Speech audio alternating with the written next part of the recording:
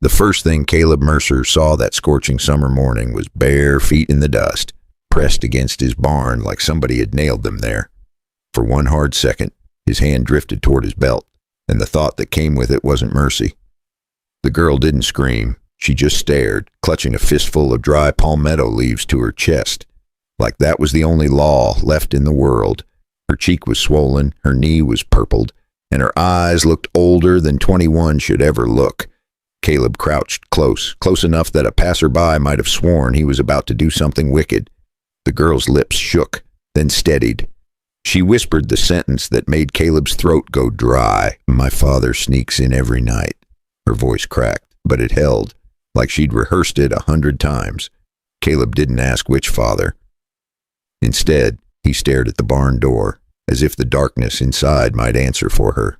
Then he set his coat on the ground, slid it toward her with 2 fingers, and forced his voice to come out calm. It was summer outside Trinidad, Colorado, the kind of heat that baked the prairie flat and turned a man's patience brittle.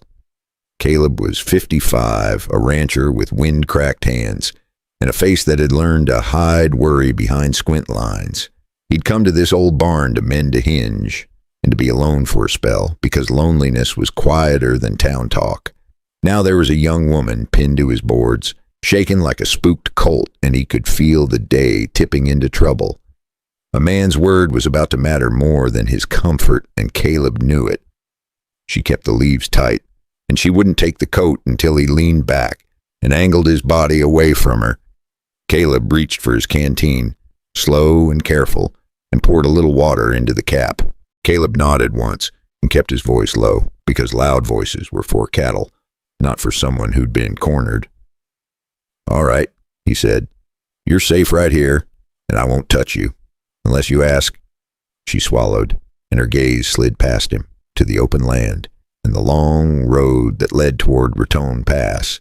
If her father was the kind of man folks respected, then the first thing Trinidad would put on trial was her truth.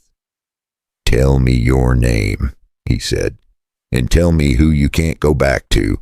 Caleb didn't push for more. He just rose slow and kept his body turned so she could breathe. She said her name was Eliza Hart, and the way she said Hart sounded like a bruise. When he asked who she couldn't go back to, she swallowed hard and nodded toward town. She didn't say the man's name yet, but she said he was the kind of man folks tip their hats to.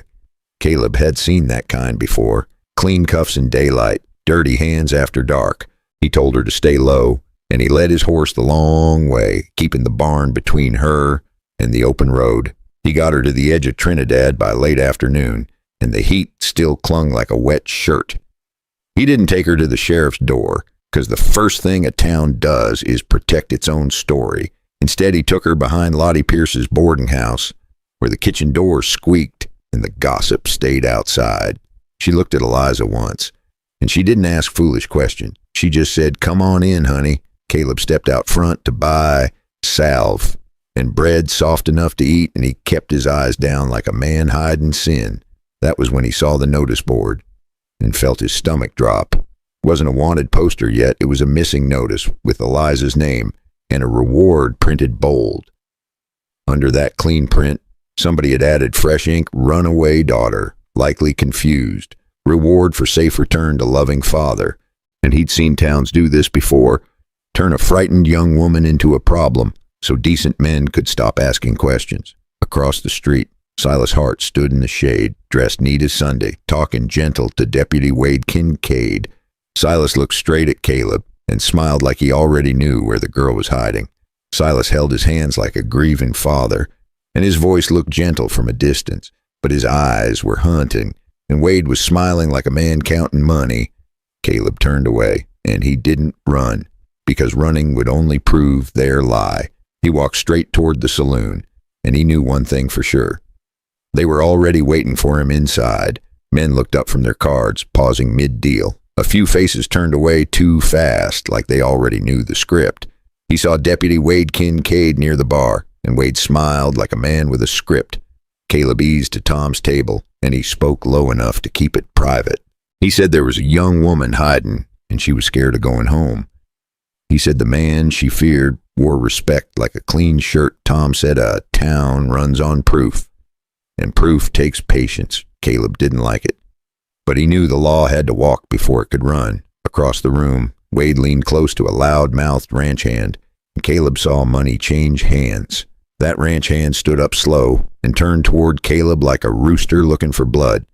He called Caleb a kidnapper, and he painted Silas as a decent father to the whole room. A few men laughed, and a few men shifted their stools closer. Caleb felt the trap close, and he hated how easy it was. He tried to step back, but another man cut off the space behind him. The ranch hand shoved him anyway, and beer splashed across Caleb's shirt. Caleb stayed calm, but calm only works on calm men. Caleb swung once more, and he made it count because counting mattered now. No knives came out, and no guns came out, because Caleb kept moving and kept it tight. Tom stood up at last, and his voice cut through the mess like a cold creek. Tom ordered everyone back, and for a moment they listened because Marshall meant something.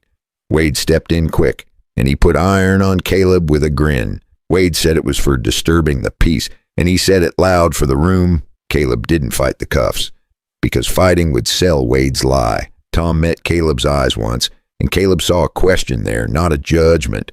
Caleb got marched outside, and the whole street watched like it was a show. If you like true-to-life stories where a man's word still counts, hit like and subscribe. Now pour some tea, take a slow sip, and tell me what time it is and where you're listening from.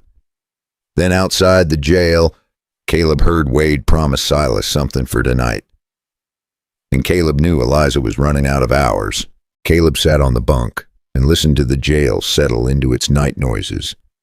He kept his face calm for the deputy on duty, but inside his chest, time was turning mean. Marshal Tom Brannigan came back after midnight, not loud, not friendly, just steady. Caleb told him what he heard. Wade promising Silas something for tonight. Tom's eyes narrowed, and he asked one question that mattered. Did Caleb have a reason to think Silas wanted the girl silenced right now? Caleb said yes, and he said it like a man staking his name on it. Tom walked out, and he didn't return for what felt like hours. Caleb paced the cell, listening to the night, counting every creak like it was a warning. When Tom came back, he had paper in his hand and a tired look on his eyes. He said he dug it up from the county records office, a land deed tied to the Hart name down near the Purgatoire River, and Wade's signature sat there as witness, neat as day, dirty as sin. Caleb didn't smile, because the proof wasn't enough yet. It was a trail, and trails only matter if you follow them to the end. Tom arranged Caleb's release the clean way, a simple bond and a quiet warning. His eyes showed the weight of years wearing that badge. Caleb agreed because the only punch that mattered now was the one that landed in a courtroom. They went to Lottie Pierce's boarding house by the back way, where the kitchen light leaked through a crack in the door. Lottie let them in, eyes sharp, jaw set, like she'd been waiting for this moment her whole life, like she'd learned long ago what a decent woman does, when a bad man thinks nobody will stop him. Eliza stayed behind the wall by the pantry, and she didn't step out until Caleb spoke her name softly. Tom kept his distance, hat in his hands, voice low, showing her he wasn't there to own her story.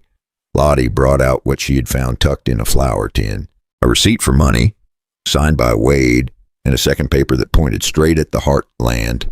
It wasn't pretty proof, but it was real, and real was all Tom needed to start a fire. They set the trap without calling it a trap. Caleb stood near the stable yard, where his horse could see him, and where anyone watching might think he was alone.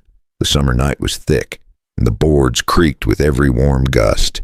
Then footsteps came, careful and familiar, the kind that believed they had every right to be there. A shadow slipped into the yard, then another right behind it. Caleb's heart thumped once, hard. If they spotted him too soon, it was over, and Eliza would pay the price for his mistake. Caleb recognized Silas Hart by the way he carried himself, proud even when he was sneaking, and behind Silas came Deputy Wade Kincaid, quiet as a snake, close enough to prove this was never just a family matter. Caleb held still, and let them step into the light, because sometimes the only way to beat a liar is to let him talk first. Silas raised his hand toward the latch, steady, like he owned the night. And Caleb waited, because the next breath would decide everything. Silas lifted his hand toward that door, and Caleb finally understood what Eliza meant by owned. Before Silas could touch the latch, Marshal Tom stepped out of the shadow, and his voice turned the night cold. Wade reached for his authority, but authority looks small when it is standing beside a liar. Lottie held up the papers, and the receipt with Wade's signature did the talking nobody could undo. Eliza did not rush forward. She stayed behind the wall, and she let the truth walk out first. Silas tried to sound like a father, but his words tripped over the facts, and his eyes never once looked at her with love. Tom put irons on both men, and for the first time in years, Eliza heard footsteps that were leaving. Morning came hot and bright, and Trinidad acted like it always does. It gathered to watch. Silas tried one last trick. He called Caleb a thief, and he called Eliza a troublemaker. Tom did not argue with noise. He answered with records and a witness from the freight office who had seen Wade sign for that money. Wade broke for the crowd, and Caleb moved. Caleb caught him and brought him down without cruelty, because this story was not about revenge. It was about ending a long night, so a young woman could finally sleep. Silas was taken away, and his town made room for the truth it had refused to hold. Eliza did not get her years back, but she got something rarer. She got a tomorrow that belonged to her. Caleb did not ask for praise. He only made sure her land papers stayed in her hands and her name stayed clean. That is the part people forget about justice. It is not a single loud moment. It is a chain of small choices that do not break. A good man doesn't need applause. He needs the spine to do right when it costs him. If you believe a man's word still matters, hit like and subscribe for more true-to-life frontier tales. Now let me ask you something. Would you have believed the town's reputation or the fear in Eliza's eyes? And what is a man supposed to protect first, his name or what is right? If you were Caleb, would you stand alone when the whole street wanted you quiet?